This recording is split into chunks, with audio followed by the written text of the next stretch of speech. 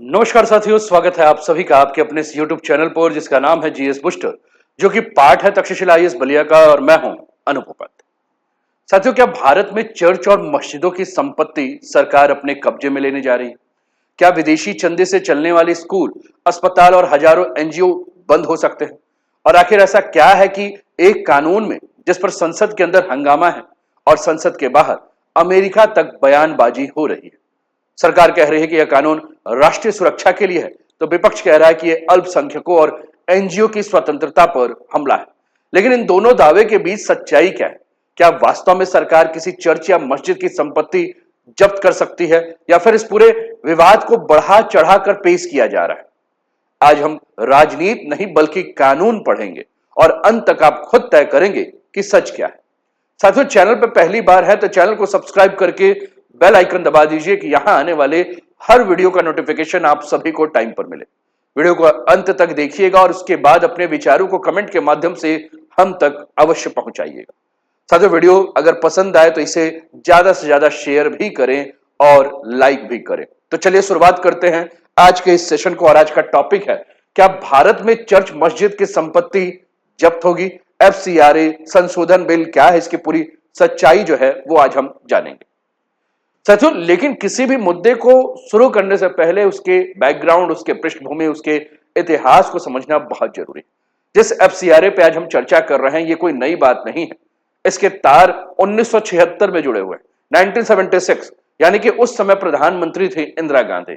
यानी कि 1976 में तत्कालीन प्रधानमंत्री इंदिरा गांधी की सरकार ने एफसीआरए यानी कि फॉरेन कंट्रीब्यूशन रेगुलेशन एक्ट जो है वो लागू किया था।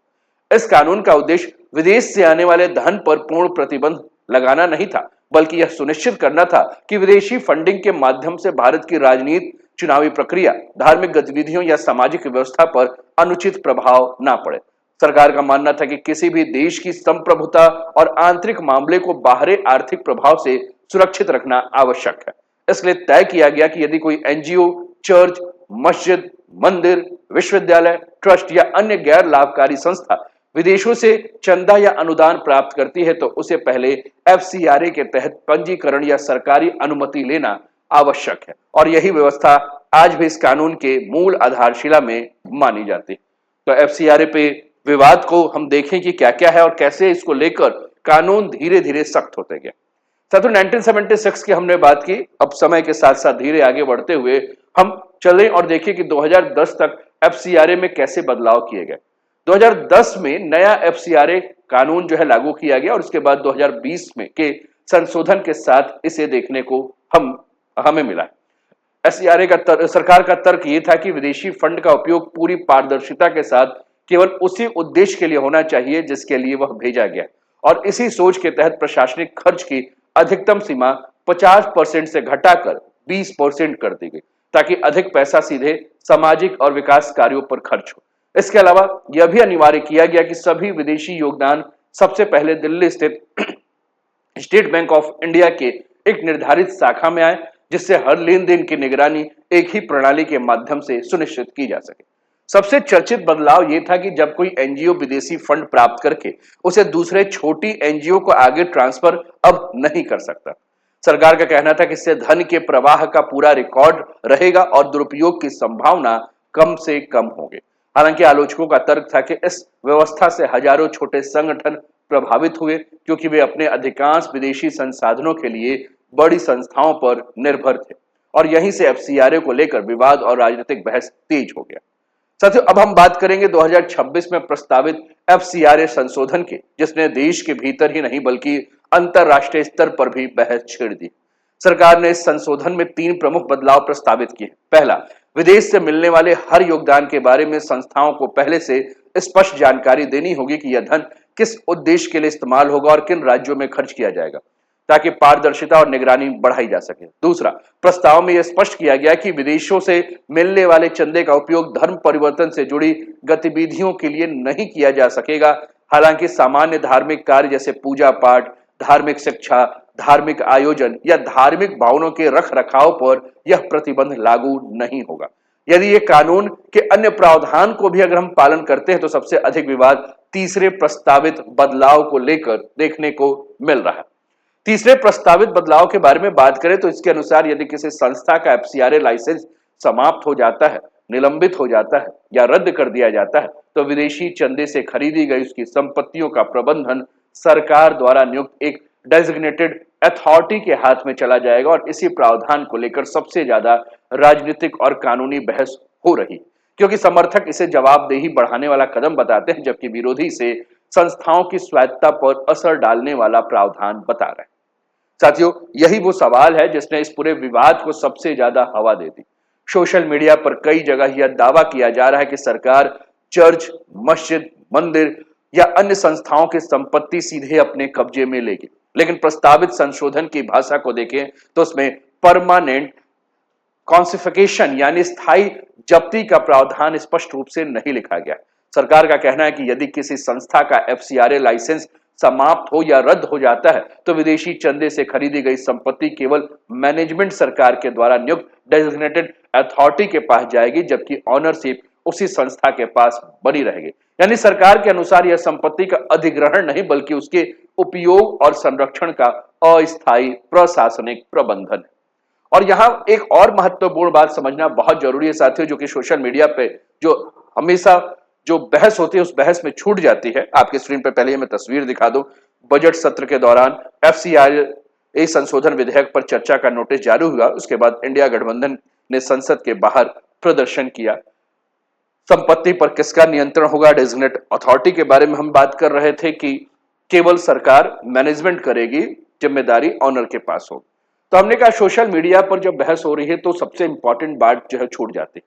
जो प्रस्तावित संशोधन है इसमें केवल डेजिग्नेटेड अथॉरिटी की नियुक्ति की बात नहीं है, बल्कि यह भी कहा गया है कि यदि संबंधित संपत्ति कोई पूजा स्थल जैसे कि चर्च, मस्जिद, मंदिर, गुरुद्वारा या अन्य धार्मिक स्थल है तो उसके धार्मिक स्वरूप और उद्देश्य को बनाए रखना भी उसी प्राधिकरण की जिम्मेदारी होगी। यानी सरकार का कहना है कि प्रबंधन का मतलब धार्मिक पहचान बदलना नहीं बल्कि कानून के अनुसार उसकी सुरक्षा और देख रेख सुनिश्चित करना है। हालांकि आलोचक इस व्यवस्था से सहमत नहीं है। उनका तर्क है कि यदि किसी संस्था का लाइसेंस लंबे समय तक बहाल नहीं होता है या विवाद वर्षों तक चलता रहता है तो व्यवहारिक रूप से उस संपत्ति पर सरकार का नियंत्रण बना रह सकता है। और ऐसे में भले कानून से स्वामित्व संस्था के नाम पर रहे, लेकिन उसका वास्तविक उपयोग और नियंत्रण सरकार के हाथ में होने की संभावना और उसका प्रभाव ज्यादा दिखाई देता है। और यही कारण है कि इस विवाद को केवल कानूनी शब्दों की व्याख्या तक सीमित नहीं बल्कि इस बात पर केंद्रित है कि इन प्रावधानों का वास्तविक जीवन में असर क्या होगा और उनका इस्तेमाल किस तरह से किया जाएगा। लेकिन यही कानूनी बहस और भी ज्यादा गहरी हो जाती है। सरकार इसे केवल अस्थायी प्रबंधन की व्यवस्था बता रही, जबकि आलोचकों का कहना है कि डेजिग्नेटेड अथॉरिटी को दिए गए अधिकार केवल निगरानी तक सीमित नहीं है। प्रस्तावित संशोधन में कुछ परिस्थितियों में संपत्तियों के निपटान यानी डिस्पोजल का भी उल्लेख है और यही वजह है कि कई धार्मिक और सामाजिक संगठन इस प्रावधान को लेकर अपनी चिंता जता रहे हैं। अब प्रश्न है कि विरोध क्यों हो रहा है और इस प्रस्तावित संशोधन में ऐसा क्या हो गया है जिसको लेकर बातें हुई हैं। आपकी स्क्रीन पर एक तस्वीर और है जिसमें गृह मंत्री अमित शाह ने जुलाई में कैथोलिन बिशप कॉन्फ्रेंस ऑफ इंडिया यानी कि सीबीसीआई के सदस्यों से मिलकर आश्वासन दिया था कि एफसीआरए संशोधन विधेयक ईसाइयों के खिलाफ नहीं है। तो जब संशोधन ईसाइयों के खिलाफ या किसी धर्म के खिलाफ नहीं है तो विरोध क्यों हो रहा है? साथियों, इस संशोधन का सबसे अधिक विरोध उन धार्मिक और सामाजिक संस्थाओं की ओर से सामने आया है जो लंबे समय से विदेशी चंदों की मदद से स्कूल, अस्पताल, राहत कार्य या अन्य जनसेवा परियोजनाएं संचालित करती। उनका कहना है कि यदि किसी संस्था का एफसीआरए लाइसेंस किसी कानून, तकनीकी या प्रशासनिक विवाद में फंस जाता है तो वर्षों की मेहनत से बनाई गई संपत्तियां, जनहित की सेवाएं भी प्रभावित हो जाएंगी। और इसी चिंता को व्यक्त करते हुए Catholic bishop conference of India ने सरकार से आग्रह किया कि यदि कोई संस्था जानबूझकर कानून का उल्लंघन करती है तो उसके खिलाफ कार्रवाई होनी चाहिए, लेकिन केवल तकनीकी या प्रशासनिक कारणों से इतनी व्यापक कार्रवाई का प्रावधान उचित नहीं माना जाना चाहिए।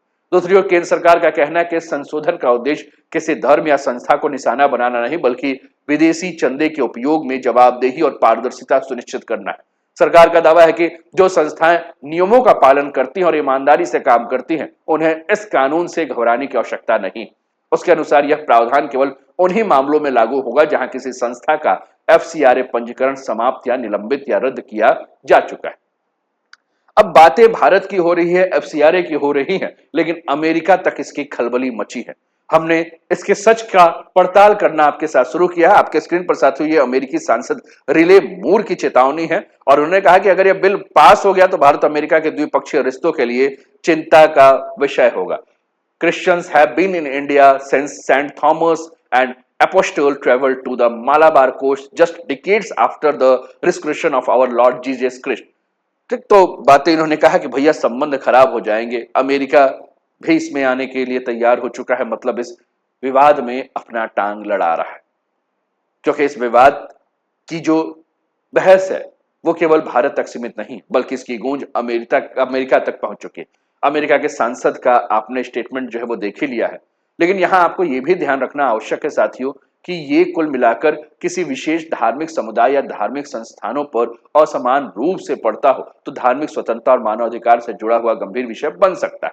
लेकिन इसी में अगर हम बात करें तो बार बार भारत सरकार ने कहा है कि ये किसी धर्म के लिए नहीं, लेकिन अमेरिका के जो नेता हैं वो भारत सरकार से बार बार आग्रह कर रहे हैं कि इस प्रस्ताव पर वह पुनर्विचार करे। हालांकि भारत सरकार ने अपना रुख इस मुद्दे पर स्पष्ट किया है कि सरकार का एफसीआरए को लेकर भारत का ये घरेलू कानून है जिसका उद्देश्य केवल विदेशी धन के प्रवाह के पारदर्शी और जवाबदेही बनाना है।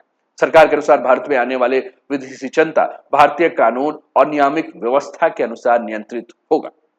दूसरी ओर केंद्र सरकार का कहना है कि संशोधन का उद्देश्य किसी धर्म या संस्था को निशाना बनाना नहीं बल्कि इसका सही तरीके से प्रयोग करना है। साथ ही यहां एक बहुत महत्वपूर्ण बात समझना जरूरी है कि 2026 में अधिसूचित नए एफसीआरए रूल्स के तहत विदेशी धन के उद्देश्य गतिविधियों और धार्मिक कार्य से जुड़े कुछ प्रावधान पहले भी लागू हो चुके हैं, लेकिन डेजिग्नेटेड अथॉरिटी और विदेशी चंद से खरीदी गई संपत्तियों के प्रबंधन से जुड़ा प्रावधान अभी संसद में विचाराधीन और संशोधन विधेयक का हिस्सा है। इसलिए रूल्स और बिल के एक ही चीज मान लेना सही नहीं होगा। साथियों, इसके अलावा अगर हम बात करें तो इस पूरे विवाद का से एक बात तो साफ होती है कि सोशल मीडिया पर चल रहे कई दावे कानून की वास्तविक भाषा से मेल नहीं खाते हैं। ना तो यह कहना सही है कि सरकार सभी चर्च, मस्जिद या अन्य धार्मिक संस्थाओं की संपत्ति स्वतः जब्त कर लेगी और ना ही ये कहना सही है कि इस संशोधन से कुछ नहीं बदलेगा। असली बहस डेजिग्नेटेड अथॉरिटी की शक्ति, विदेशी चंदे और खरीदे गए संपत्तियों के प्रबंधन और प्रस्तावित कानून की अंतिम भाषा को लेकर जो है। अब सबसे बड़ा सवाल है कि इस विधेयक का आगे क्या होगा। क्या सरकार के पास संसद में इसे पारित कराने के लिए पर्याप्त जो समर्थन है वो बना हुआ है। भारत वर्सेस अमेरिका एफसीआरए पर जो अपनी बात कर रहे हैं। साथियों, अप्रैल में बिल गिरने के बाद पीएम मोदी ने कहा था कि कल हमारे पास पर्याप्त संख्या नहीं थी, लेकिन इसका मतलब ये नहीं है कि हम हार गए, भविष्य में हमें अवसर मिलेंगे। तो प्रश्न यही है कि क्या इस विधेयक को संसद में पारित कराने के लिए पर्याप्त समर्थन की संभावना है। लेकिन किसी भी विधेयक का भविष्य केवल संख्या से तय नहीं होता। राजनीतिक प्राथमिकताएं, सहयोगी दल की राय, संसदीय कार्यक्रम, विपक्ष की आपत्तियां, संभावित संशोधन भी इसकी दिशा तय करने में महत्वपूर्ण भूमिका निभाते हैं।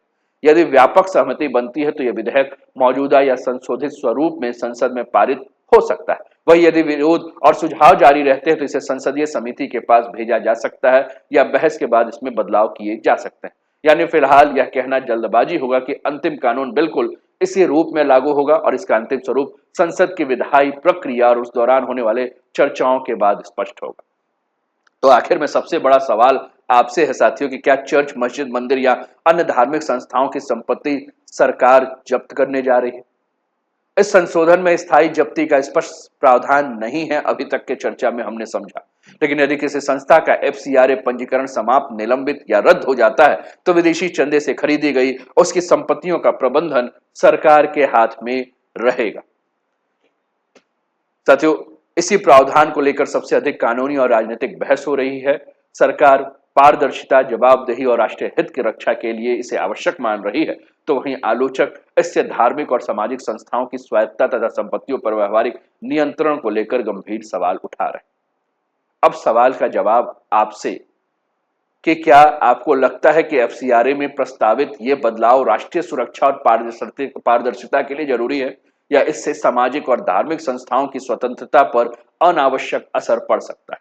आप अपनी राय कमेंट के माध्यम से हम तक अवश्य पहुंचाएं।